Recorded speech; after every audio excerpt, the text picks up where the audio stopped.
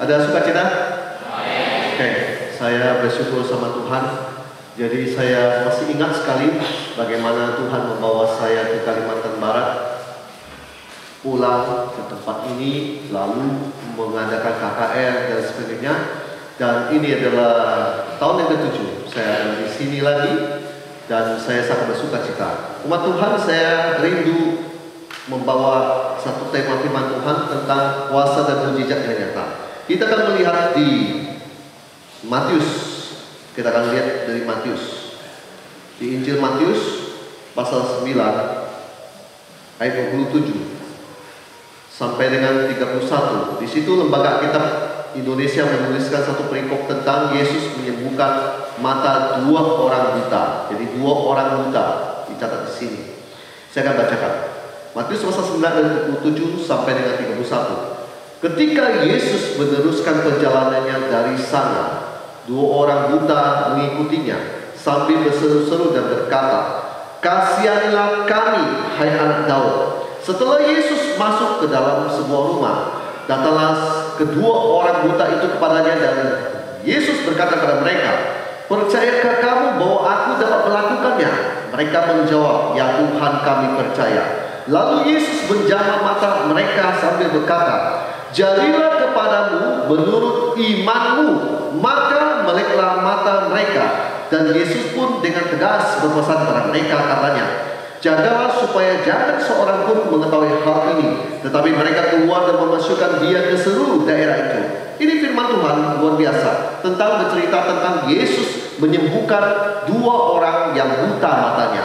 Jadi saya mulai dari ayat 27. Ketika Yesus meneruskan perjalanan dari sana, 2 orang buta mengikutinya sambil berseru-seru dan berkata, "Kasihanilah kami, hai anak Daud." Di sini saya melihat ada cerita tentang 2 orang buta.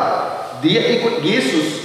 Kalau di Inggrisnya dibilang crying. Crying itu berarti berteriak. Jadi dia berteriak. Apa yang dia teriakkan? Dia teriakkan, "Kasihanilah kami, hai anak Daud." Kalau di Inggrisnya juga dikatakan Son of David. Bapak dan Ibu, begini, saya mau membawa Bapak dan Ibu untuk mengerti tentang firman Tuhan ini. Di dalam kehidupan kita, pastinya kita ada mengalami kadang-kadang masalah, persoalan dan sebagainya. Bahkan itu entah masalah kesehatan, keuangan, masalah keluarga, masa depan, anak dan sebagainya.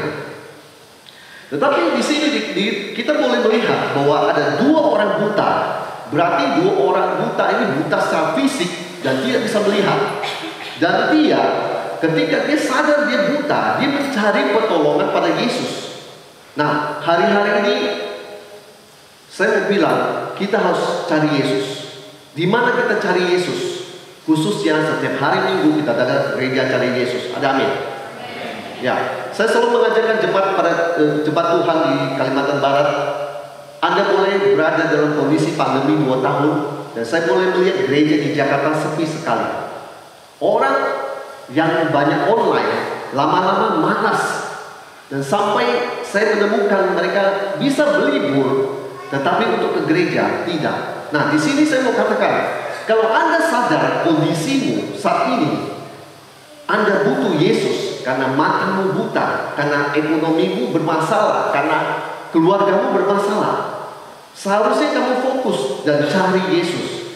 Di sini 2 orang ini mengikuti Yesus. Berarti dia bukan cuma sekali berteriak sama Yesus atau gimana. Tetapi kalau bicara mengikuti, pastinya ada sebuah usaha yang dia lakukan supaya dia dekat dengan Yesus. Ada amin? Jadi kalau orang mau dapat jawaban dari Tuhan, harusnya jangan jauh dari Tuhan, harus mengikuti Tuhan. Dan setelah dia mengikuti Yesus, di situ ada hal yang luar biasa. Dia bukan diam, tetapi dia berseru. Banyak orang tidak temukan jawaban dari doanya karena dia tidak berseru pada Tuhan. Di sini dicatat crying. Crying itu berteriak. Lalu di sini dikatakan juga, dia panggil Yesus, Son of David. Itu panggilan kehormatan. Bapak dan Ibu, kalau Anda mau doa Anda dijawab oleh Tuhan, Saya mau kasih tahu Anda, jangan segan-segan memuliakan Tuhan. Amin. Banyak jemaat tidak tahu rahasia ini. Ini orang, dia tahu bagaimana memuliakan Tuhan. Dia panggil Tuhan Yesus Son of David, anak Daud. Jadi dia memuliakan Tuhan. Lalu dikatakan begini, 28, setelah Yesus masuk ke dalam sebuah rumah, datanglah kedua orang buta itu kepadanya. Nah, sampai di sini dulu. Di sini nggak dicatat ini rumah siapa. Tetapi singkat cerita, ini orang masih belum berhenti dari mengikuti Yesus. Sekali lagi, ini orang masih belum berhenti mengikuti Yesus. Jadi ini orang luar biasa. Jadi dia datang sama Tuhan untuk kebutuhan dia, yaitu supaya mata dia bisa melihat. Kalau Anda benar-benar serius mau ekonomimu dipulihkan, doa yang cuma sekali tidak dijawab, Anda tidak berdoa lagi. Doa 10 kali tidak dijawab, jangan tidak berdoa lagi. Orang ini terus ikut Yesus sampai masuk ke rumah. Tadi sudah saya bilang, saya tidak tahu jadi catat di sini rumah siapa. Bisa saja rumah orang lain. Tetapi saya mau melihat orang ini tidak berhenti dari mengikut Yesus. Jadi dia tetap masih dengan tujuan dia. Tujuan dia apa? Supaya mata disembuhkan dan bisa melihat. Ada amin. Nah, setelah dia mengikut Yesus, Yesus melihat keseriusan dia. Nah, di sini saya mau kasih tahu Bapak dan Ibu. Saya pendeta sekian tahun melayani Tuhan. Kadang-kadang saya menemukan kasus kayak begini juga terjadi pada saya. Ada seorang kadang telepon, dia bilang gini, Bapak pendeta, doakan saya punya masalah begini. Oke? Lalu saya tawarkan dia, kamu datang saja ke rumah saya, ini rumah saya tunggu ya. Apa yang terjadi? Tidak datang. Ada lagi yang bilang, oh Pak pendeta, saya begini. Gereja sangat serius dengan permintaan dia, tetapi pada akhirnya sama juga, tidak sungguh-sungguh. Pada akhirnya saya nggak mau hiraukan orang begitu. Pikir saya begini, kamu yang butuh dokter, kamu yang harus dapetin dokter, bukan dokter cari pasien. Oke? Jadi dokter tidak akan cari pasien. Dokter tempat prakteknya tetap ada, pasien yang harus datang. Jadi saya nggak mau hiraukan, jadi saya biarkan saja. Pak Bu, itu bukan masalah tidak punya kasih. Kau bicara masalah punya kasih, semua jemaat di gereja A, B, C, D saya layani semua, tanpa saya meminta imbalan apapun. Itu bicara kasih. Tapi bicara keseriusan, saya melihat orang itu seberapa serius. Ada orang, saya lihat ketika saya tawarkan begitu, saya sengaja persulit dia. Caranya, saya suruh dia janji dia datang ke rumah saya. Lalu kemudian suatu kali Tuhan suruh saya buat lagi yang lain janjinya. Jadi diubah lagi janjinya. Dan pada akhirnya saya masih melihat orang itu tetap menanti dengan setia sampai dia mendapatkan jawaban atas doa dia. Nah, itu orang baru serius. Nah, ketika Yesus melihat orang ini serius, dua orang buta ini tetap ikut dia masuk ke rumah. Di ayat 28, Yesus berkata kepada dia, dan ini saya mau bahas. Percayakah kamu bahwa aku dapat melakukannya? Apa yang dia percaya? Matanya disembuhkan. Tidak ada yang lain. Tidak mungkin percayakah kamu bahwa aku dapat kasih kamu uang? Karena pada saat itu fokus dua orang ini adalah kesembuhannya, bukan uang, bukan masalah keluarga, tapi fokus mereka matanya bisa melihat. Jadi Yesus bilang, percayakah kamu bahwa aku dapat melakukannya? Mereka menjawab, ya Tuhan, kami percaya. Jadi saya mau bahas begini. Yesus ngomong begini, percayakah kamu? Bapak dan Ibu, sekian tahun saya pelayanan dalam kesembuhan ilahi, saya hanya menemukan kunci dari orang bisa disembuhkan, orang bisa diberkati, masalah yang berat bisa dijawab, tak lain ketika dia percaya. Jadi tadi makanya saya suka lagu yang tadi. Kalau Anda tidak percaya, percuma. Ada beberapa KKR saya selalu bilang, kalau kamu tidak percaya, jangan coba kamu maju ke depan untuk didoakan. Percuma, lebih baik kamu duduk di tempat dan tetap di tempat aja. Sampai kamu muncul imanmu dan bilang, Tuhan, aku percaya. Yesus saja ngomong begini, dan saya cuma ikuti Yesus. Yesus bilang, percayakah kamu bahwa aku dapat melakukannya? Apa yang dia lakukan? Sembuhkan 2 orang buta itu. Jadi, saya mau kasih tahu begini. Percaya adalah kunci kamu terima mujizat. Kalau kamu baca sekian banyak firman, dengan sekian banyak firman juga, tetapi kamu tidak percaya, percuma. Beberapa orang bilang, nanti hujan, gini dan sebagainya. Saya percayanya tidak hujan. Ya, saya terima apa yang saya doakan, tidak hujan. Beberapa orang bilang, Pak, Bapak bikin KKR di tengah orang-orang lagi hamba Tuhan, khususnya di wilayah GPDI, teman-teman lagi merayakan Natal begini, Pak. Bapak punya ini pasti nanti sepi, tidak ada orang atau gimana. Saya banyak dengar itu, hati saya terganggu, dan saya mulai tidak percaya akan ada orang datang. Saya mau kasih tahu begini, ketika banyak suara-suara begitu, ini, itu, dan sebagainya, hati ini bisa mulai terganggu dan tidak percaya. Kita punya hati itu rentan, Bapak Ibu. Kau dengar berita ini, berita ini, berita ini, berita ini, kita bisa goyah. Konsentrasi kita bisa kabur. Maka daripada itu, Tuhan mau hatimu dibulatkan untuk percaya. Sampai dia kasih firman, percayakah kamu? Oh, aku dapat melakukannya. Di situ ada penekanan, ada omongan supaya Anda harus percaya dengan firman Tuhan saja. Omongan manusia boleh banyak, omongan negatif boleh banyak, tetapi percayalah firman Tuhan, karena firman Tuhan pasti berhasil. Amin. Nah, ketika Yesus melontarkan perkataan ini, percayakah kamu bahwa aku dapat melakukannya? Mereka berespon, ya Tuhan, kami percaya.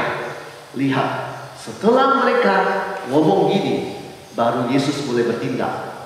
Jadi jangan heran kalau doa Anda selama ini Anda tidak percaya, atau maaf kata, percayanya di sini iya, sebelah kaki tidak.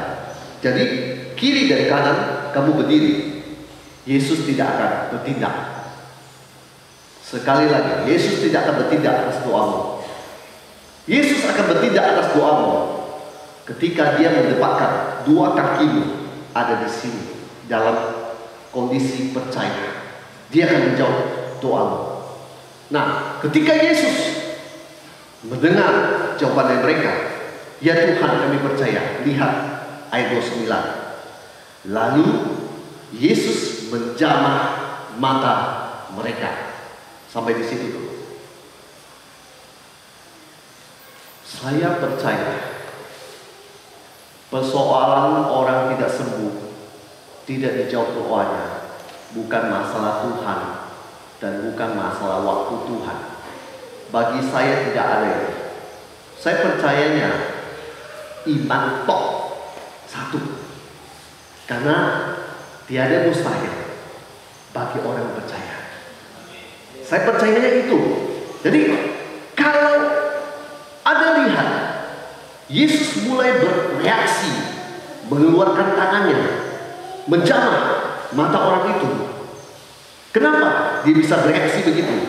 Setelah dia melihat dan mendengar orang ini, 2 ini berjawab dia, berespon bahwa kami percaya.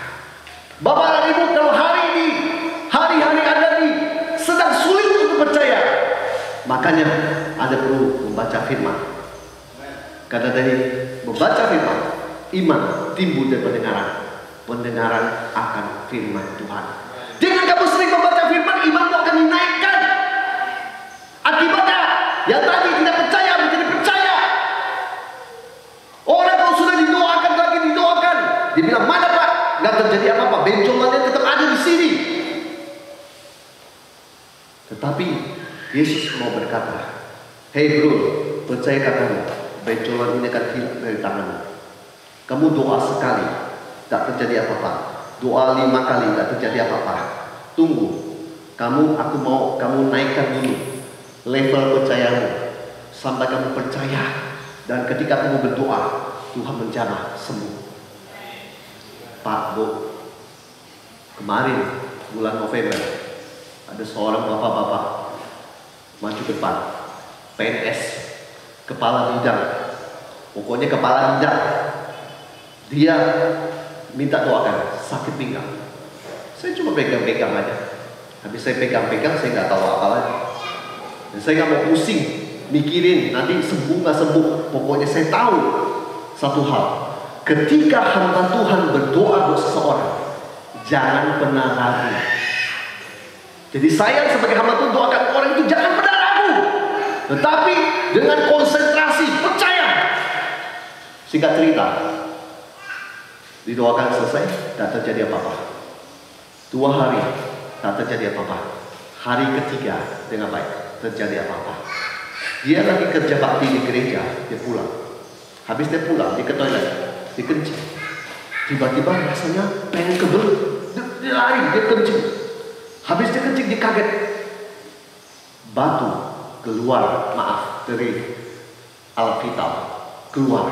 Setelah keluar batu itu, sembuh. Lalu dia bilang sama saya, Bapak pendeta tahu nggak ini saya sembuh? Saya cuma terpesona. Dia bilang, oh ya? Oh ya? Bisa ya Yesus luar biasa begitu ya, batu dikeluarkan. Kalau dokter dilaksanakan dulu. Anda tahu? Dokter dilaksanakan dulu. Makanya ada orang didoakan tak sembuh-sembuh, tetapi berakhir di laser. Memang level percayanya masih belum naik. Jadi akhirnya Tuhan izinkan dia masuk ke rumah sakit di laser saja, karena dia lebih percaya laser dokter lebih mampu hancurkan tuh batu daripada Yesus yang hancurkan tuh batu. Anda kalau dengar begitu Anda tersinggung. Saya mau kasih tahu Anda, ini kebenaran, ini fakta. Kenapa ada orang Dayak di pedalaman, di sana orang Iban, kondisi kan banyak orang akhir, sana Iban di Kapuas Hulu. Ketika saya doakan, dia punya kaki kan patah. Nanti saya putar video, dia punya kaki patah, dia diusung ke depan.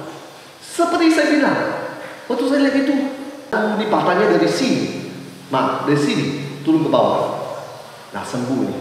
Susah pekerjaan manusia begini untuk menyembuhkan. Dan iman saya mulai ragu-ragu. Bisa nggak sembuh? Bisa nggak sembuh? Ini pendeta yang bermasalah. Jadi saya mulai berpikir dari otak saya, sembuh nggak ya? Sembuh nggak ya? Tapi kemudian saya singkirkan. Saya bilang gini, Tuhan biar aja itu pekerjaan, biar aja aku nggak mau tahu dan aku nggak mau pusing lagi. Aku doakan saja. Jadi kakinya panjang pendek. Karena lama nggak jalan.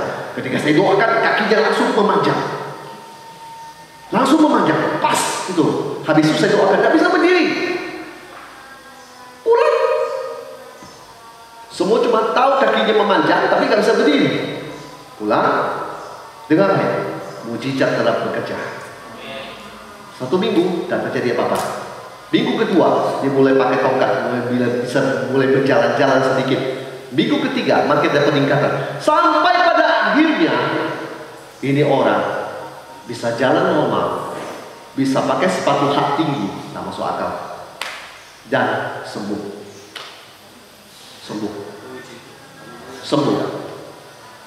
Tanpa dokter pegang dia, sembuh. Tanpa masuk ke rumah sakit, sembuh. Ini orang nggak punya uang. Sekali lagi, ini orang kampung nggak punya uang. Kampungnya itu dari jalan raya masuk ke dalam, dari daerah Ketungau itu sekitar dari Sintang ke sana tuh kira-kira butuh 9 jam kalau nggak salah. Itu dalam sekali masuk ke dalam. Makanya kadang-kadang saya coba berpikir gini, mungkin kali ya karena dia tidak punya uang, dia tidak punya dokter, dia tidak punya kenalan, dia punya apa-apa, cuma Yesus yang diharapkan, makanya sembuh. Mau nggak mau, nggak ada pilihan lain, cuma Yesus.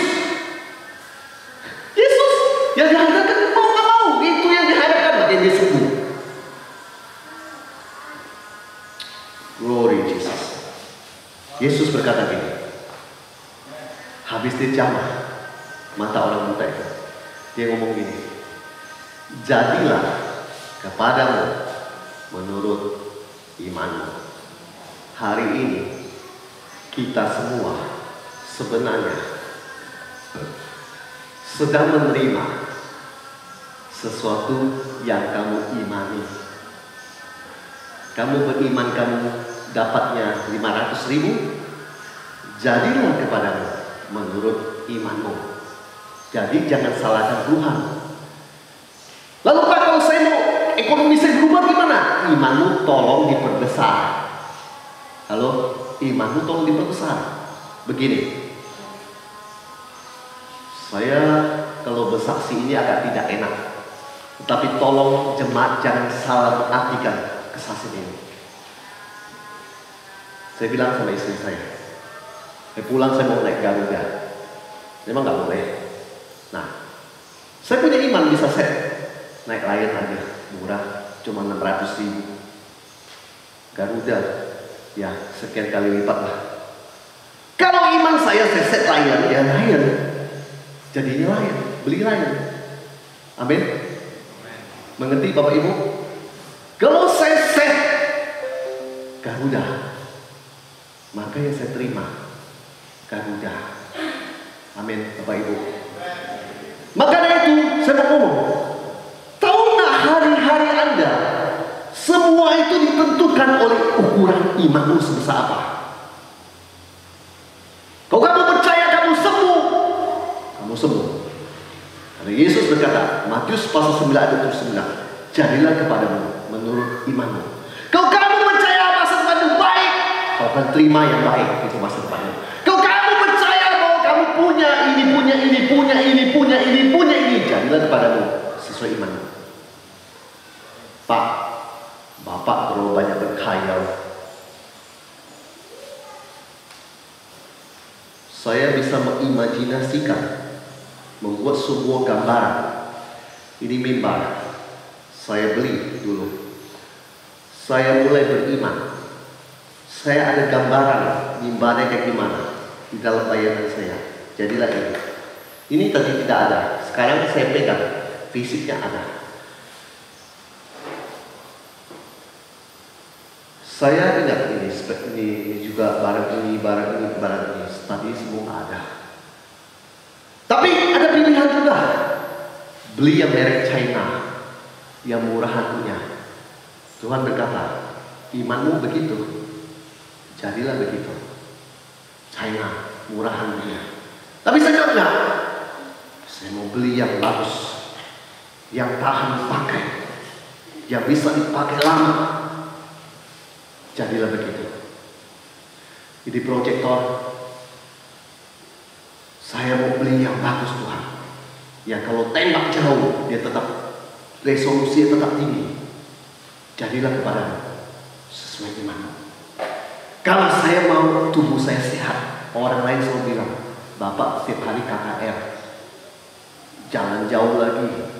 Setiap tempat lokasi pasti 2 jam, 4 jam, nyetir sendiri, nanti teriak-teriak, nanti atapol, nanti pulang lagi, besok bangun pagi lagi, doa pagi lagi jam 5, nanti habis tidur beraktivitas lagi dan sebagainya, nanti pasti masuk angin, sakit dan sebagainya. Dengar baik Bapak Ibu, dengar baik. 7 tahun saya melayani bolak-balik di Kalbar, cuma hanya 2 kali. Di dalam perjalanan 27 hari saya pernah kena sakit gara-gara salah makan mie di daerah Jungkat dengan sambal yang banyak. Pas pulang di Sungai Pinyu saya sudah nggak berdaya. Saya masih ingat itu sekali. Terus saya sampai ke Singkawang, saya cari toko obat, tidak ada satu pun yang buka. Akhirnya mau nggak mau saya harus mengandalkan Tuhan. Dan saya bilang, Tuhan sembuhkan saya. Jadwal saya khotbah pertama di Gereja Sungai Yordan tidak saya tolak, saya tetap ambil, saya tetap khotbah. Jadwal kedua di jam 4 saya mulai agak sembuh. Jadwal yang jam ketiga, yang jam 6, saya sudah berapi-api. Semua orang maju ke depan saya, doakan tumbang semua dan beberapa. Itu tergantung imanmu. Kalau kamu hari ini percaya kamu masuk angin, jadilah kamu masuk angin. Kalau kamu percaya kamu akan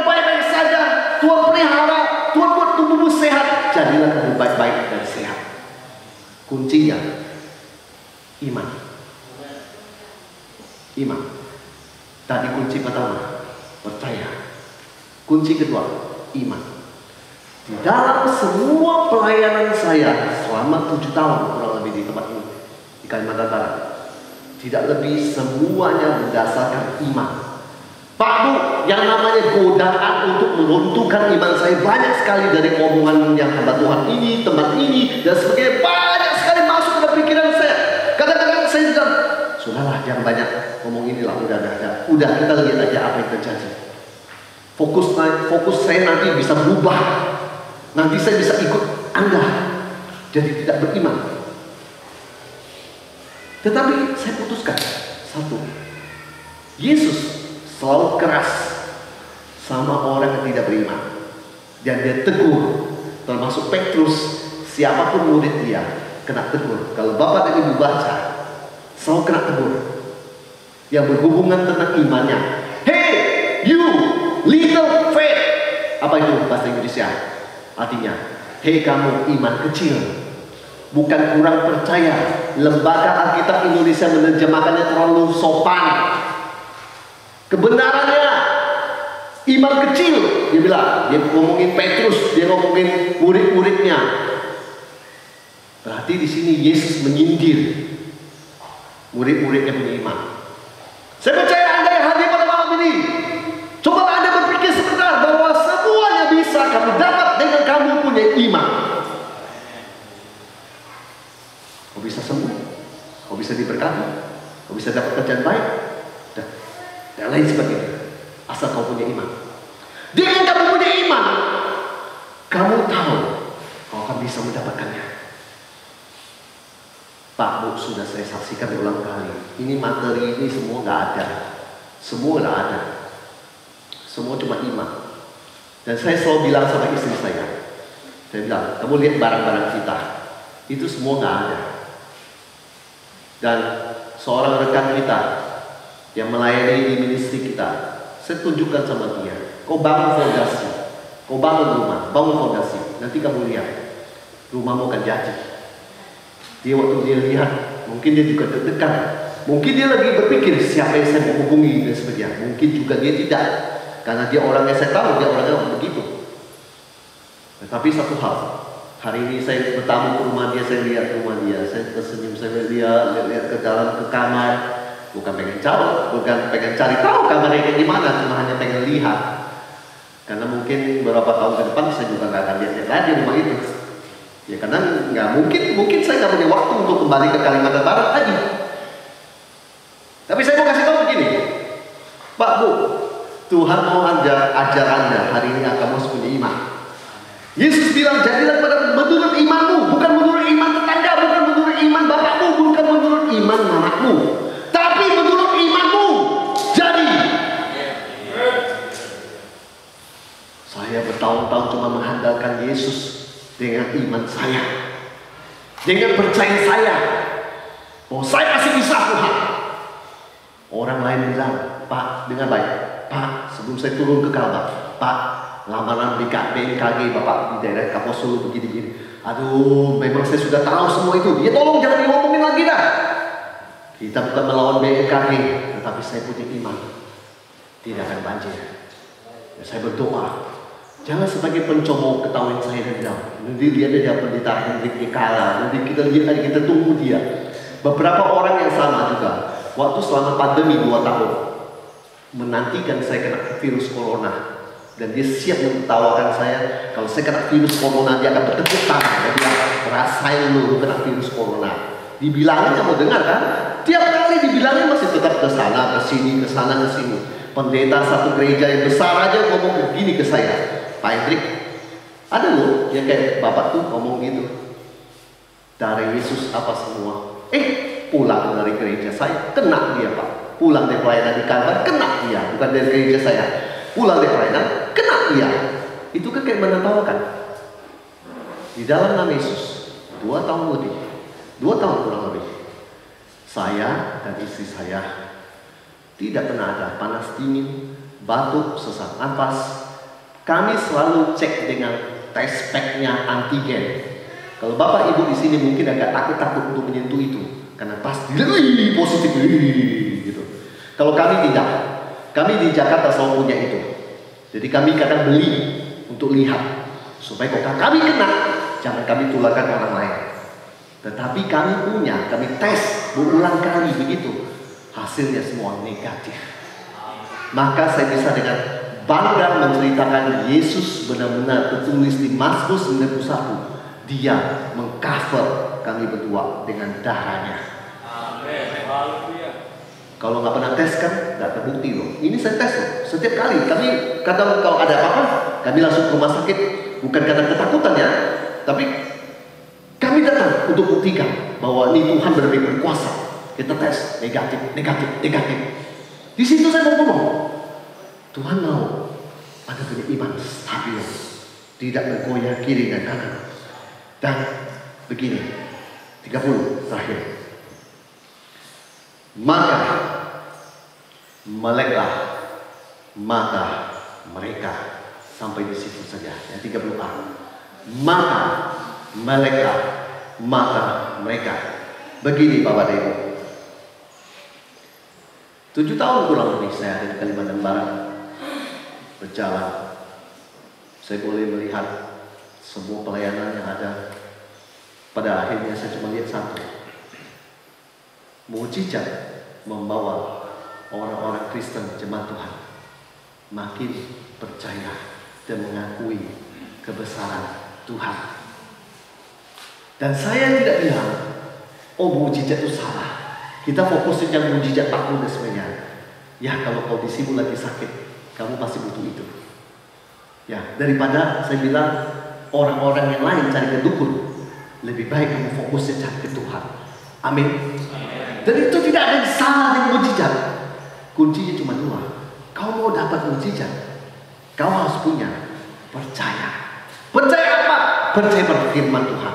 Yohanes pasal 1 ayat 1. Pada mulanya adalah firman. Firman itu adalah Tuhan. Jadi kau percaya firman, kau berarti kau percaya Tuhan. Dengan kamu mempercayai firman, berarti kau percaya Tuhan. Jadi fokusnya ada yang kamu percaya Tuhan, firman Tuhan. Yang kedua, kalau kamu sudah punya firman, kau sudah punya percaya, satu hal kamu harus punya iman. Iman itu apa? Iman itu Ibrani pasal 11 ayat 1. Dasar dari segala sesuatu. Bukti dari segala sesuatu yang kita harapkan. Amin. Jadi kamu harus punya iman supaya kamu bisa mendapatkan kesembuhan, supaya kamu bisa mendapatkan masa depan, supaya kamu bisa mendapatkan perubahan dalam hidupmu. Glory Jesus. Glory Jesus. Apa yang Anda inginkan? Masalah materi, masalah kesembuhan fisik, masalah apapun dalam hidupmu, bahkan yang sudah mengikat tahunan, nah selesai itu persoalan. Hari ini kunci cuma 2. Satu, kau percaya sama Tuhan. Kau percaya sama Tuhan. Kau percaya pada firman-Nya. Kau percaya sama Dia yang mengucapkan firman itu. Yang kedua, kau percaya. Sesudah kau percaya yang kedua, kau harus punya iman. Matius pasal 9 ayat 9. Jadilah kepadamu menurut imanmu. Imanmu pikir kecil, kau dapat kecil. Pak Pendeta silakan, Pak Wakta silakan. Kalau kamu pikir kecil, kau akan dapat kecil. Kau pikir sedang, kau akan dapat sedang. Kalau kamu pikir besar, Tuhan akan sediakan yang untuk kamu. Itu yang kamu yakini, itu yang kamu dapat. Kalau kamu percaya persoalanmu sekian tahun ini, ketika saya berdoa, minta Pak Pendeta itu doa dan jamakan sembuh, jadilah sesuai imanmu. Salah apa begitu?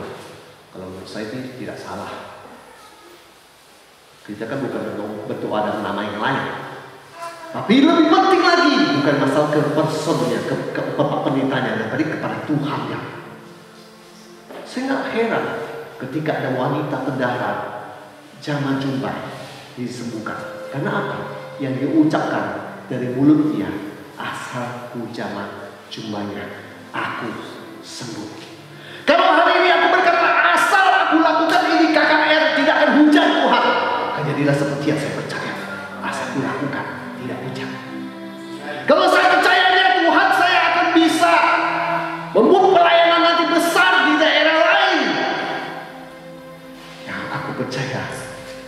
percaya itu dapat.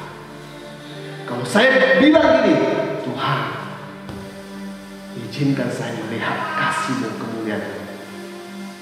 Izinkan aku menikmati kebaikan-Mu, Tuhan. Melihat orang-orang para beriman tidak mati karena virus pandemi, karena aturan pemerintah. Saya mau kasih tahu Anda, mohon maaf, hidupmu tidak dikendalikan oleh aturan, tetapi hidupmu dikendalikan oleh firman Tuhan. Hiduplah dengan firman Tuhan. Fear, takut, tidak akan menolong kamu apa-apa. Justru membuat kamu semakin terintimidasi dan terpuruk. Bertahun-tahun saya di Jakarta lihat pandemi, lihat ini, lihat itu. Kami di sana yang lebih banyak lihat mayat, orang potong masuk ke ambulan. Kami yang banyak melihat itu. Tapi saya punya iman selalu stabil. Saya bilang sama istri saya, jangan kau lihat itu. Kau harus percaya sama Tuhan. Mazmur 91 jadi bagian kita. Kau lihat aja kiri kanan tergeletak, kita akan terus maju. Dan sesuai dengan iman saya dapat itu. Saya bilang sama Tuhan, bukan yang lainnya bermasalah. Tidak. Bukan yang lainnya tidak suci. Salah. Itu saya anggap kayak penyakit flu. Semua orang kadang bisa kena. Itu bisa kena. Siapa bisa kena. Tapi satu hal. Kalau kamu percaya penuh Yesus, ini aku percaya sama kamu. Aku pegang kau erat dengan firman. Yesus bilang, jadilah kepadamu menurut iman. Saya minta hambanya meja boleh digeser.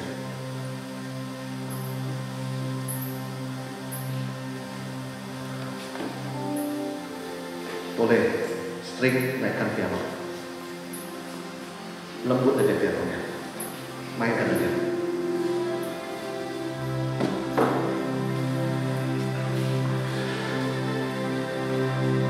Tuhan, Kau yang memulai pelayanan kami di Kalbar. Kau juga yang menyertai Tuhan. Dan hari ini umatmu datang di sini. Semua umatmu di sini yang butuh jamahan. Aku berdoa, mari kuasa turun di tempat ini. Buktikan bahwa Kau hebat, bahwa yang aku layani bertahun-tahun itu Kau alai hidup.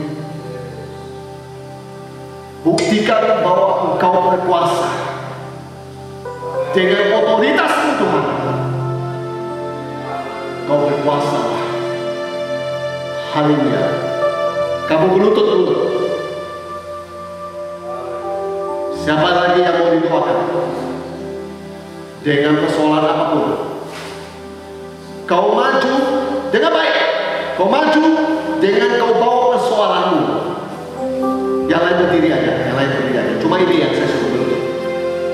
Kau maju dengan bawa persoalanmu. Ketika saya pegang sesuai yang kau bawa ke depan,